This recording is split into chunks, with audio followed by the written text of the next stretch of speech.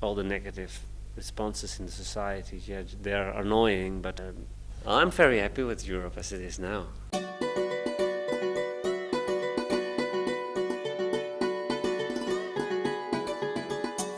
I think that the crisis is something that could be called that is a permanent state of things. So you can, yes, the media are informing about debt crisis and about financial cuts, but if we think about crisis, it could be something very productive, and it could be something that becomes an engine of new things.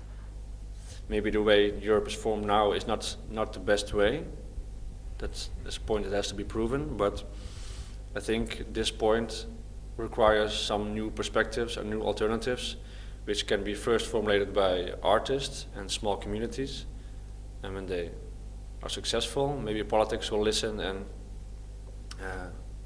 will take over the ideas, so we can form a stronger and structured Europe.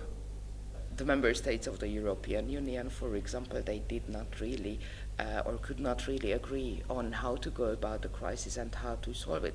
So they felt that it would be more useful for each country to go their separate ways and try to solve these problems alone.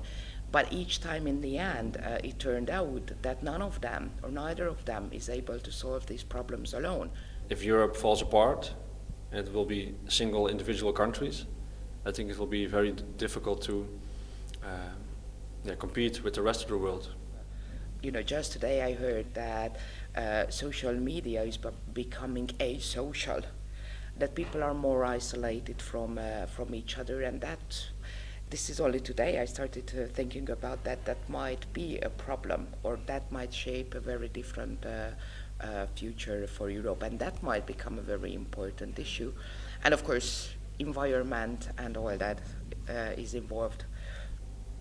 It's too abstract for a lot of people what Europe is, because it has become such a hot topic in the news, and it can become so complex what Europe is, how Europe should function, that people first think I'm Dutch or Belgium, or I'm a citizen of Spain, and not really of Europe. The only thing they feel of Europe is that they don't have to show their passports again.